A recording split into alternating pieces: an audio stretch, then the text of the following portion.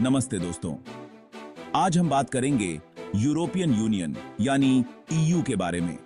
देखो भाई, ये एक तरह का राजनीतिक और आर्थिक क्लब है जिसमें 27 देश हैं जो मोस्टली यूरोप में हैं। कुल मिलाकर इसकी जनसंख्या 439 मिलियन से भी ज्यादा है और इसका जीडीपी लगभग 1686 ट्रिलियन है। मतलब ये दुनिया के सबसे इंपॉर्टेंट ऑर्गेनाइजेशंस में से एक है। तो चलिए भाई, इसकी शुरुआत से ही समझते हैं। दूसरे वर्ल्ड वॉर के बाद दुनिया में शांति और इकोनॉमिक कोऑपरेशन को बढ़ाने के लिए ईयू की नींव रखी गई। 1952 में European coal and steel community ECSC बना, जो पहला कदम था।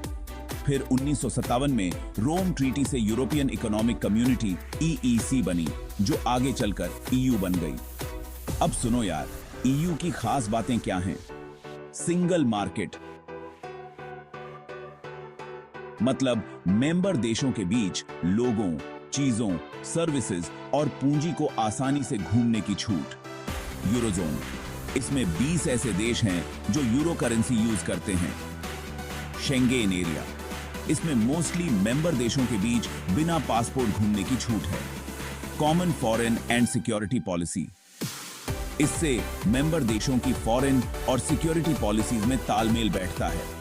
अब समझते हैं भाई ईयू के इंस्टीट्यूशंस और गवर्नेंस सिस्टम को। ईयू एक तरह के मिक्स्ड सिस्टम से चलता है जिसमें इंटरनेशनल और इंटर गवर्नमेंटल फैसले लिए जाते हैं। इसके इंपॉर्टेंट इंस्टीट्यूशंस ये हैं।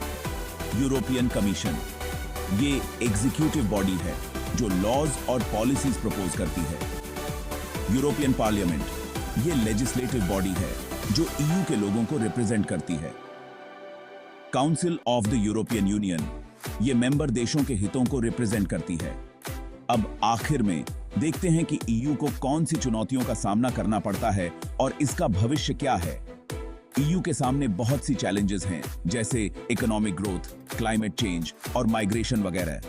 लेकिन ये लगातार इवॉल्व हो रहा है और आगे बढ़ने के लिए इंस्टीट्यूशनल और बजट रिफॉर्म्स पर बातचीत चल रही है। तो दोस्तों, अगर आप ईयू के इतिहास, इंस्टीट्यूशंस या पॉलिसीज के बारे में और जानना चाहते हैं तो नीचे कमेंट करके बताना। धन्यवाद।